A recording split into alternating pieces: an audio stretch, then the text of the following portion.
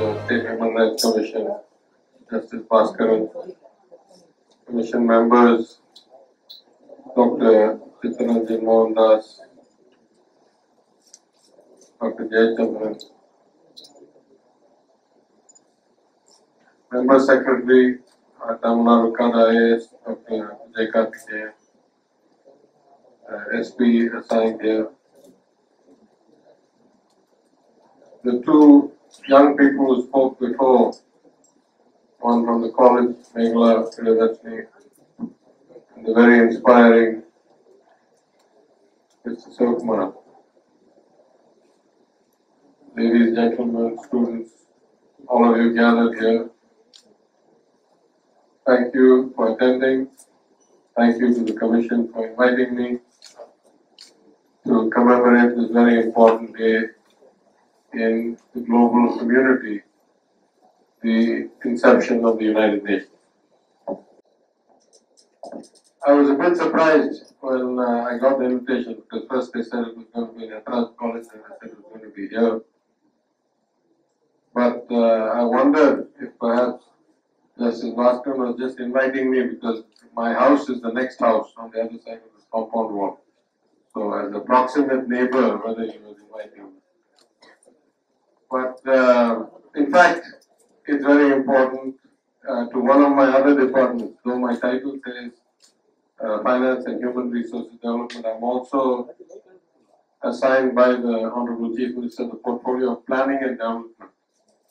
And one of the important goals we have in Tamil Nadu, not necessarily in all states, but in Tamil Nadu, is to keep a tracker of the United Nations Sustainable Development Goals and continuously assess how we are performing on each of those goals and get ourselves at least to the top of the pack within India.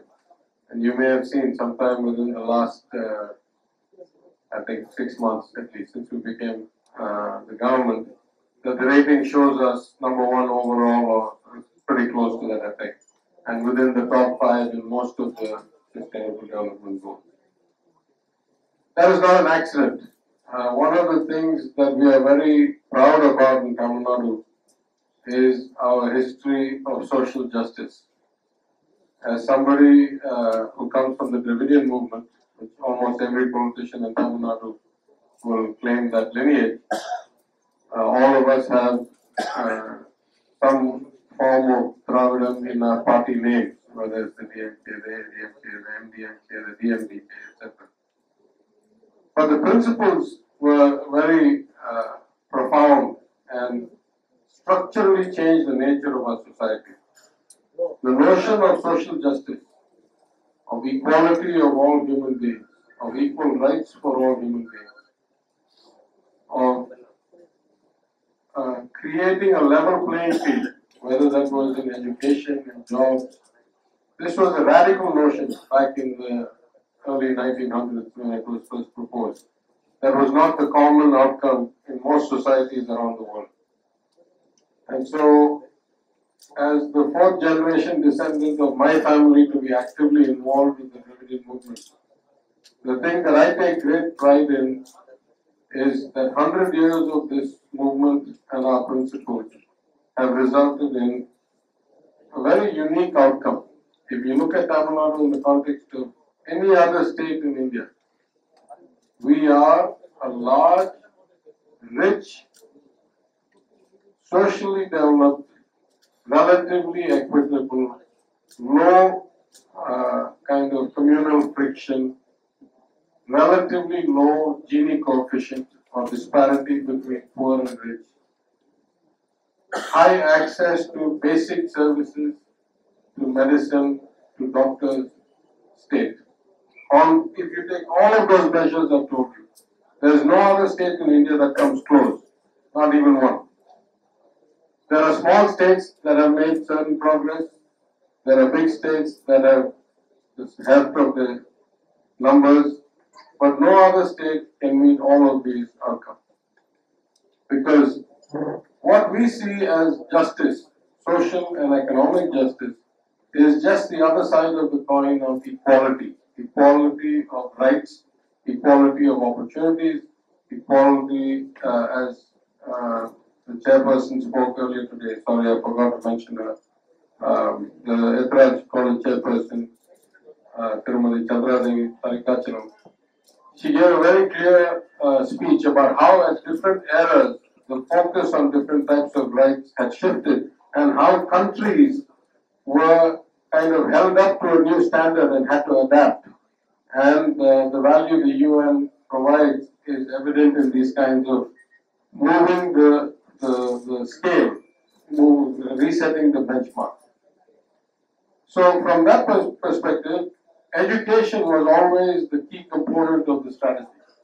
If you look at the first Justice Party government in the 1920s, after Dayati was implemented under the Montague-Chelmsford reforms, people like Etraj Molia, people like Naresa Molia, people like T.M. Nair, like P.T. Jayaraj Chetty, were focused on education as the basis. So the Justice Party enacted in 1921 a compulsory education act, compulsory primary education, notably for boys and girls, no distinction in gender.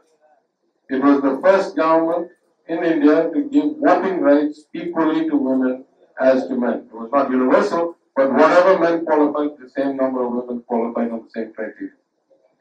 So, anywhere around the world, if you look, the correlation between good societies with level playing fields, equal access, social mobility, and good economic and growth outcomes is very strong. It is almost unheard of to have societies where economically everybody is doing well and the country is doing well, but there are no human rights. But there is not a level playing field. It is crony capitalism. Crony capitalism only lasts for so long, and then you start to see the consequences of the spread of outcomes. One of the things we take great pride in Tamil Nadu, again, if I say quantitatively, if you compare the large, rich states of India, that is Tamil Nadu, Karnataka, Gujarat, and Maharashtra, no other state has an equitable outcome, relatively. We are not perfect by a long shot, but the lowest Gini coefficient, and therefore the greatest purchasing power and access to goods and services for the average person. So the median and the average, the difference between these two tells you a lot about the nature of a society. Gujarat, for example, has a higher per capita income than Tamil Nadu, quantitatively, just dividing the GSDP by the number of citizens.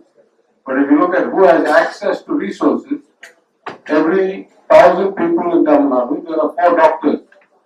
I'm not saying they're great, I'm not saying there's no queue at the GH, but it's almost impossible for somebody in Tamil Nadu to not be able to get some medical attention within a reasonable period of time. In Gujarat, the ratio is probably 6 or 8 times worse. And those are the consequences of having social justice and a level playing field and equal rights, or not. So, all of us aim for a compassionate society. We come to public service to enhance particularly the bottom of the pyramid. You lift the bottom and you lift society. And in that sense, the UN plays a very vital role because it sets a global standard, it sets a global benchmark, and that can be used to increase awareness, as Etraj College has done. Once that benchmark is set, every time they reset these new goals, those goals become not just the standards to which nations are held, but also the values and the expectations that are taught to the next generation of people, to students, through institutions like Etraj College. Of course, the UN does yeoman work also in war-torn and strife-ridden countries, and to protect the basic life and kind of food access in desperate regions. But the greater long-term value, as we all progress economically, is in this homogenizing of the world in terms of equal rights for all. Just like there are any number of studies that show that good institutions with independence, with a check and balance mentality, make for a good society, make for a good thriving democracy, and therefore free markets can function and we get good economic outcomes. The UN does that role for the world. It provides a strong institution that does not change its standards in an ideal world at least, irrespective of whether it's a dictatorship in Africa or a democracy in Asia or a socialist country or a communist country or a capitalist country.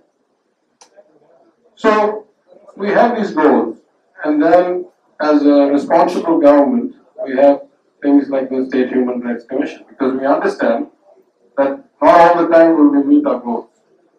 Not all instances will the right thing prevail. There will be violations, there will be failures, and a State Human Rights Commission is one among several such institutions. The main one, but still one among many, which is our attempt to actually hold ourselves accountable, in the sense that we administer the state. Then the State Human Rights Commission also holds the government accountable to ensure that people's rights are protected. We have an investigation wing with the police team as part of the commission. Now, we fail sometimes individually, we fail sometimes systemically. And that's why we need so many institutions. For example, after a government has come to power, we have revived the Vigilance Commission against atrocities against scheduled castes and tribes. They have also created a new welfare board for scheduled castes and tribes. And I'm very proud to say that yesterday or day before in Madurai, I lose track of time, for the first time, we actually gave 7 compassionate ground appointments to families which had been the victims of violence against Dalits, Adi Dravidas. So we take steps one at a time. But I must tell you that sometimes the fight is almost disheartening. It almost seems insurmountable. I'll just tell you one incident. In 5 years as an opposition MLA, I was a member of the Public Accounts Committee of the Assembly. The Public Accounts Committee looks at the audit reports and looks at failures and does investigations and does site visits and all that. And as people, and it's the only committee of the Assembly that is by the Constitution chaired by an opposition member, because its intent is to hold the government accountable. All the other Assembly committees will be by majority members, and the Public Accounts Committee is chaired by an opposition member. And I must say, in 5 years, there was not one member who made one political statement in the course of all of the meetings of the committee, sometimes in Chennai, sometimes in Salem, sometimes in the tribal area, sometimes in Namakkal, wherever we went. And the one common thread we picked up in 5 years, which is part of the reason our government is making all of these efforts, is where we apply money as a government to backward classes, to scheduled caste, scheduled tribe, to scholarships, to hostels, to schools. We find the accountability is even worse than average. We find the conditions to be appalling. We think we're doing something. And under normal circumstances, the government thinks it's spending a rupee on something. We're lucky if we get 60, 70 paisa actually where we intended to get to. That's a failure of administration. We need to correct that. But in these cases, it looked like we were getting less than 50 paisa of the benefit that we needed to. And I remember particularly, I think it was Yelagiri or one of these tribal hostels, which had an atrocious history that was written up in the audit report. And we went to look at it, and I think all of us came away in deep depression. A building that had been built for 30 or 40 students was housing about 100 or 120 girls. The toilets were 150 meters away, and so they were afraid to get up in the middle of the night and walk to a distant place in the hills in the dark where there's wild animals and all around. So much so that they were reporting greater medical problems because people were not getting access to the toilets. Anyway, we fixed some of it, but at the time we walked out, and I happened to find myself walking next to at the time a ruling party MLA. And I looked at him and I said, sometimes, and I said in Tamil, I said, Anna, என்னைக்காவது இது திருந்தோன்னு நம்மளுக்கு நம்பிக்கை இருக்கா? I mean, we have all these intentions. We sit in the assembly, we think we're doing great things, we're allocating thousands of crores to all these projects, to these systems, to these schemes, and then we get such an outcome. Sir, என்னைக்காவது ஒரு நாள் இது திருந்தோன்ற நம்பிக்கை இருக்கா? I mean, is there hope still left? And he was so kind. He said to me, "Anna, உங்கள மாதிரி ஆள் அமைச்சரா வரும்போது திருந்தோம்." He said, what we need is people who actually have this experience, this kind of value system, and then sit in the place where it becomes a priority to them to make it happen. So that's the standard I hold myself to, that it is about outcomes. It is not just about principles, it's not just about schemes, it is about outcomes. Are we getting an improvement in the quality, and how many systems are we going to put in place to make sure that we have a feedback loop? If we send the money out, is it reaching the people? Now, some of this data and technology and all can do, we're going to implement that. I hope the people will see the difference. But rights are not just rights about can I get equal access to education or can I file a lawsuit. The right to a life of dignity, that's really where the benchmark should be. That all citizens should have a right to a life of dignity without intrusion into their kind of legal, whatever ensconced around them as their personal liberties and their choices about what religion they want to follow, what people they want to be with, and whatever orientation they want to take. So in that sense, I'm very happy to be invited to speak here today. I'm inspired for every day that we feel we are not making impact. Stories like that of Mr. Sotma remind us of two things. That one, சில சமயம் நல்லது நடக்கும், சில champions இருந்தாங்கன்னா எதையும் தாண்டி வர்ற அளவுக்கு உங்களுக்கு துணிச்சலும் சக்தியும் இருக்குன்றது எங்களுக்கெல்லாம் ஒரு அடையாளமாக ஒரு ஊக்கமாக இருக்கும். And that if people can overcome such odds, then those of us who had much easier paths in life must certainly set our bars very high about how far we should be willing to fight to get good outcomes. I am happy again to have been invited to this event. I thank Dr. Bhaskaran, I thank Mrs. Chandra Devi Anikachanam for her inspiring speech, Mr. Sotkumar, Ms. Priyadarshini, all of you for attending. I hope we will continue to see good work being done by the Commission, holding everybody, including the government, accountable. And I hope we will continue to see Tamil Nadu rank at the very top, if not one of the top 2 or 3 at least, continuously in the Sustainable Development Goals. I hope the UN will continue to be the beacon of hope to those who don't have any. And